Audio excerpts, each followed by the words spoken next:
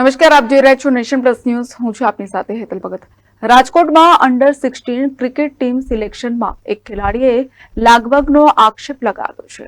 લાગવગને કારણે હવે તેણે ક્રિકેટ રમવાનું છોડી દેવાનો નિર્ણય જાહેર કર્યો છે. આ સાથે જ ખેલાડીએ પોતાને મળેલી ટ્રોફી સળગાવવાની ચીમકી ઉચ્ચારી હતી. જો કે મુખ્ય સિલેક્ટરે તમામ આક્ષેપોને ખોટા ગણાવ્યા હતા. રાજકોટના ઈમાન દલે જણાવ્યું હતું કે હું હાલ 15 વર્ષનો છું અને છેલ્લા 8 વર્ષથી ક્રિકેટ રમું છું અને વાયબી સ્પોર્ટ એકેડેમીમાં કોચ યુસુફ બાંભણિયા પાસે કોચિંગ લઉં છું. મારો ભાઈ પહેલા ક્રિકેટ રમતો હતો, જે બાદ મને પણ ક્રિકેટ રમવાનો શોખ જાગ્યો, જેથી મારા ભાઈએ મને બેટિંગ અને બોલિંગ શીખવાડી, જેથી મેં સ્કૂલનો અભ્યાસ છોડી ક્રિકેટ રમવાનું શરૂ કર્યું હતું. મારા પિતાને વાત કરતા તેમણે મને ક્રિકેટ એકેડેમીમાં મોકલ્યો. હું ઓલરાઉન્ડર છું, બેટિંગની સાથે પેસ બોલિંગ કરું છું. ખેલાડીનો પ્રેરણા સ્ત્રોત રોહિત શર્મા હોવાનું તેમણે જણાવ્યું હતું. જો કે સિલેક્શનમાં લાગવગને કારણે હવે ક્રિકેટ રમવાનું છોડી દેવાનો નિર્ણય જાહેર કર્યો હતો. આ સાથે જ પોતાને મળેલી ટ્રોફી સળગાવવાની ચીમકી ઉચ્ચારી હતી.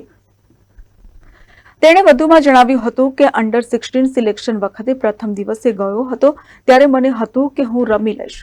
શરૂઆતના પ્રથમ દિવસે કોઈને ન કાઢ્યા, બીજા દિવસે 20 ખેલાડીને દૂર કર્યા, બાદમાં છેલ્લે સુધી હું એ ટીમમાં હતો, પરંતુ બાદમાં મને બી ટીમમાં મોકલી દેવામાં આવ્યો.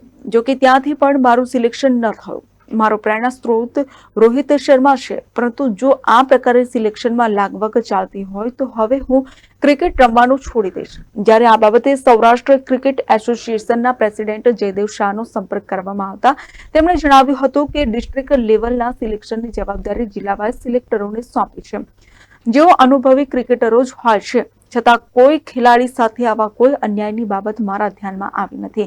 જ્યારે મુખ્ય સિલેક્ટર મહેન્દ્ર રાજદેવને પૂછવામાં આવતા તેમણે જણાવ્યું હતું કે હું રણજી પ્લેયર રહી ચૂક્યો છું અને રાજકોટ ડિસ્ટ્રિક્ટ ક્રિકેટ ટીમનો મુખ્ય સિલેક્ટર છું. અંડર 16માં સિલેક્શન માટે 200 થી વધુ ખેલાડીઓ આવ્યા હતા, જેમાંથી અમારે બેસ્ટ 22 સિલેક્ટ કરવાના હોય છે.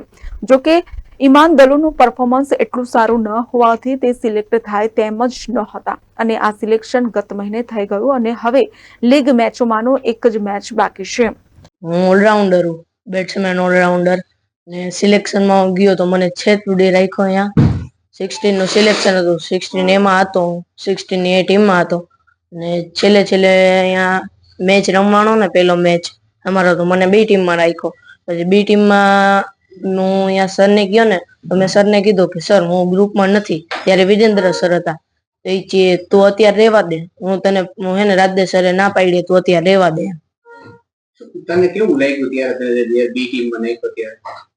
મને એવું લાગ્યું આમાં ચાન્સ મળશે વધારે, આપણને સારું હે તો વધારે ચાન્સ મળશે. એ લગભગ 8 થી 9 વર્ષ થયા. વાયબી સ્પોર્ટ એકેડમી છે, એમાં એ પ્રેક્ટિસ કરે. 8-9 વર્ષ થયા. એને ક્રિકેટ માટે લગભગ હું તમને કહું ને તો એને સ્કૂલ મૂકી દીધી. 9 વર્ષે પ્રેક્ટિસ કરે. આ ફેલી હમણાં 16 નું સિલેક્શન ચાલુ હતું, અંડર 16 નું. એમાં મારા છોકરાને ટીમમાં અંડર 16 માં સિલેક્ટ થયો. એમાં રાખ્યો હોત એને છેટ સુધી ટીમમાં, એ ટીમમાં. અને 6 તારીખે સવારે મેચ હતા અને 5 તારીખે એને ટીમમાંથી બહાર કાઢી નાખ્યો. એટલે મેં એ લોકોને રિઝાઇન પૂછ્યું કે સાહેબ આને કયા કારણે તમે બહાર કાઢ્યો? તમે એમ કીધું કે અત્યાર સુધી ટીમમાં જ હતો છેટ સુધી, તમે છેલ્લે બહાર કાઢી નાખ્યો. તો એ લોકોએ મને એવું રિઝાઇન આપ્યું કે ભાઈ છોકરાની હાઇટ નાની પડે, ટૂંકી પડે. તો મેં એને કીધું સાહેબ જો તમારા જેવા સિલેક્ટરો જે તે સચિન તેંડુલકર વખત હોત ને તો દુનિયાને સચિન કે તેંડુલકર ન મળ્યો હોત. આ મારો છોકરો ટૂંકમાં તમે એક બાજુ જોવો ને એ નાની ઉંમરનું કે નાની ઉંમર પડે છોકરાની, તો બધા છોકરાના ડોક્યુમેન્ટ તમે ચેક કરાવો. જેટલા અત્યારે એ ટીમ ને 2 ટીમ બની ને એના ડોક્યુમેન્ટ તમે ચેક કરાવો, એમાં કેટલા વર્ષ અવરેજ વાળા રમે છે તો તમને ખબર પડી જાય. અને બીજું એ કે બધાના બોન ટેસ્ટ કરાવો તો તમને ખબર પડી છે. બી લોકો 18 વર્ષના છોકરા આમના ભેગા રમે છે. 18 વર્ષના છોકરા આના ભેગા રમે, પણ ડુપ્લિકેટ ડોક્યુમેન્ટમાં, બીજા કોકના ડોક્યુમેન્ટ લઈને, સમજાણું? અને એને આ છોકરો નાનો પડે તો નાનો જ પડે ને, 18 વર્ષનો ક્યાં 16 વર્ષના ક્યાં. શું માંગ છે તમારે? માંગ મારી એટલી તમે ખાલી 2 ટીમના ડોક્યુમેન્ટ ચેક કરો, એમાં જે અવરેજ વાળા હોય, જે ડુપ્લિકેટ ડોક્યુમેન્ટથી રમતા હોય એને તમે બહાર કાઢી નાખો. અને બીજું એના બોન ટેસ્ટ કરાવો, એ સિવિલ હોસ્પિટલમાં. બાકી અહીંયા ખંડેરીમાં કરાવશે તો એ લોકો અંદર જ છે, અને જેને રમાડવા હશે એને રમાડશે, જેને કાઢવાના છે કાઢશે. જો કે આ લોકો પહેલાથી જ કમ્પ્લીટ કરી રાખે છે કેને રમાડવાના. અને બીજું એ કે જેથી અંડર 16 નું અને અંડર 14 ના સિલેક્શન ચાલુ થાય ને તો આ જેટલી એકેડમી વાળા રહ્યા ને એ બધા ટુર્નામેન્ટ બહાર કાઢે.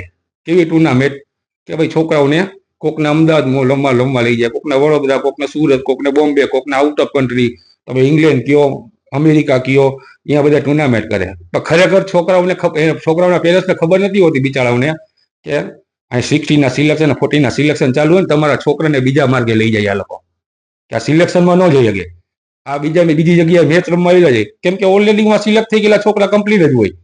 પછી પેરેન્ટ્સને એવું લાગતું કે મારો છોકરો બિચારો ક્રિકેટ મુંબઈ રમવા ગયો હોય, તો એને એ ખબર ન હોય સિલેક્શન ચાલુ છે ને એટલે તમારા છોકરાને મુંબઈ રમવા મોકલ્યો છે. આ લોકોની મિલીભગત થઈ ગઈ. તમે રાજકોટમાં તમે જુઓ, મારા અંદાજ પ્રમાણે 20 એકેડમી છે, એટલે ટુર્નામેન્ટ ચાલુ કરે તો એક એકેડમીમાંથી તમે 15 છોકરા ગણો તો 10 એકેડમીના કેટલા છોકરા થાય સાહેબ? ના 150 છોકરા. હવે 150 છોકરા ઓલરેડી સિલેક્શનમાંથી આ લોકો બાદ કરી નાખે, જે કે એને સિલેક્શનમાં જવાનો મોકો જ ન મળે. એટલે આ લોકો જાડી ચામડી વાળા જેટલા અંદર ખંડેરી સ્ટેડિયમમાં જે સિલેક્ટરો બેઠા ને, મારે એને એટલું જ કહેવાનું હોય કે ભાઈ તમે છોકરાઓના ટેલેન્ટ જોઈ રમાડો, કોકના ફોન રાજકારણ આવે, કોકના લાગવક આવે એવાને ન રમાડો. મેં આપણે જયદેવભાઈ સારિયા ને એને પણ મેં ફોન કર્યો હતો, એને મેં જાણકારી દીધી કે સાહેબ મારો છોકરો ઈમાનદાર આવી રીતે હે, આ લોકો ટીમમાંથી બહાર કાઢી નાખ્યો હોય. સાહેબે મને કીધું જયદેવભાઈએ કે હું રાજદેવભાઈ સર છે ને એની યાર હું ચર્ચા કરી લઈશ, શું કામ તમારા છોકરાને બહાર કાઢ્યો. પછી મને એમનો ફોન આવ્યો નથી. મેં મારી ઘણી મહેનત કરી લેવા, મારા છોકરાને કાંઈ શું તકલીફ છે તમે મને કહો, કોઈ જાતની કાંઈ કીધું જ નહીં કે તમારે ઘી કરવું હોય ને કરો. મેં આવું સુધી કીધું છેલ્લે મારી પાસે મીડિયા છે, હું મીડિયાને બોલાવીને કહીશ તો તમે જેમ કરવું એમ કરો. છેલ્લે મેં તમારો મીડિયા વાળાનો સાથ લીધો. Dhaval Gondela, nation plus news, Rajkot.